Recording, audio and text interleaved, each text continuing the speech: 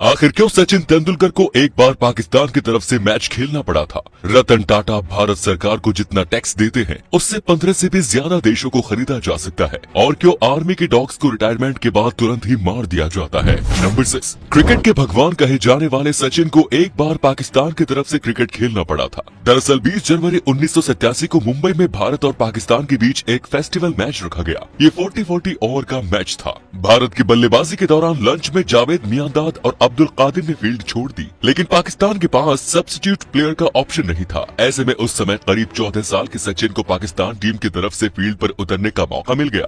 सचिन तेंदुलकर ने अपनी autobiography playing it my वे में इस बात का जिक्र किया। सचिन ने लिखा कि मुझे नहीं पता था कि इमरान खान को याद होगा या नहीं कि मैंने एक बार पाकिस्तानी टीम के लिए फील्डिंग की है। नंबर 5, क्या आपको पता है भारत का रत्न कहे जाने वाले रतन टाटा भारत सरकार को कितना टैक्स देते हैं? टाटा 150 साल से भी ज्यादा पुरानी कंपनी है और लोग इस पर भरोसा भी करते हैं। टाटा ग्रुप इस समय 100 से भी ज्यादा कंपनियां ऑन करती है। टाटा नमक से लेकर कार्स तक सभी बिजनेस में मौजूद हैं, जिस वजह से टाटा काफी ज्यादा इनकम जनरेट करती है। आपको जानकर हैरानी होगी कि जितना टैक्स भारत के 4 राज्य हिमाचल प्रदेश, उड़ीसा, गोवा, असम मिलकर टैक्स देते हैं, रतन टाटा उतना टैक्स अकेले ही देते हैं। रतन टाटा हर साल भारत सरकार को 50,000 करोड़ रुपए का टैक्स देते हैं और ये भारत की जीडीपी का 4% हिस्सा है। इतना ही नहीं, सबसे ज्यादा दान करने वाले इंसान भी रतन टाटा ही है। नंबर 4, इंडियन आर्मी के कुत्तों को सिर्फ तभी तक जिंदा रखा जाता है जब तक ये आर्मी का काम कर रहे होते हैं। जब ये कुत्ते काम के नहीं रहते तब इन्हें रिटायरमेंट दे दिया जाता है। उसके बाद इन्हें जहर देकर मार दिया जाता है, लेकिन इसके पूरे सम्मान के साथ उसकी विदाई की जाती है। ऐसा इसलिए किया जाता है क्योंकि आर्मी के डॉग्स को सुरक्षा के लिहाज से अहम माना जाता है।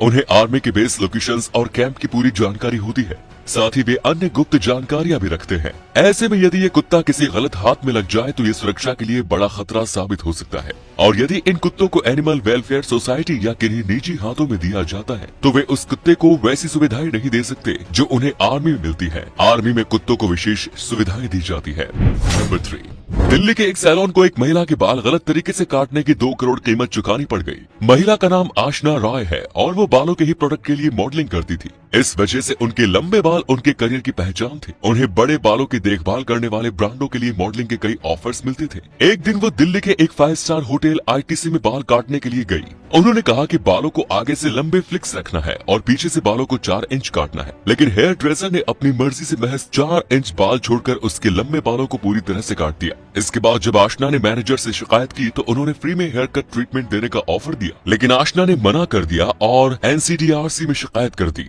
जिसके बाद एनसीडीआरसी ने सैलून को उस महिला को 2 महीने के अंदर 2 करोड़ रुपयों का मुआवजा देने का ऑर्डर दिया। गलत हेयर कट ने आशना का पूरा करियर खराब कर दिया। नंबर 2, जब भी आप नोकिया के फोन को स्विच ऑन करते हैं तो 2 लोग आपस में हाथ मिलाते हैं, लेकिन आखिर नोकिया के इस लोगो में ये दोनों हाथ किसके हैं? नोकिया फिनलैंड की कंपनी है और ये दोनों हाथ 2 फिनलैंड के मॉडल्स के हैं।